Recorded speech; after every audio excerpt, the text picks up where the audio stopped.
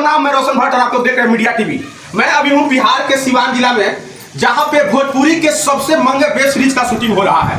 Singer Puneet Dev ji जो सिवान जिले के रहने वाले हैं और उन्हीं के गृह जिला और उन्हीं के गांव में शूटिंग चल रहा है। और सबसे बड़ी बात है कि भोजपुरी के इतने महंगा वेब सीरीज है कि इतना में तो भोजपुरी के 2-3 फिल्म बन जाएंगे।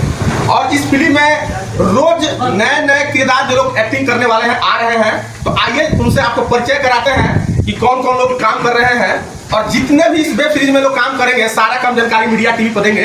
तो आज जो लोग नए नए चेहरा आए हुए हैं इस वेब सीरीज में काम करने के लिए, आइए उनसे आपको परिचय कराते हैं। स्वागत है चाचा मीडिया टीवी के लाइव सेशन में।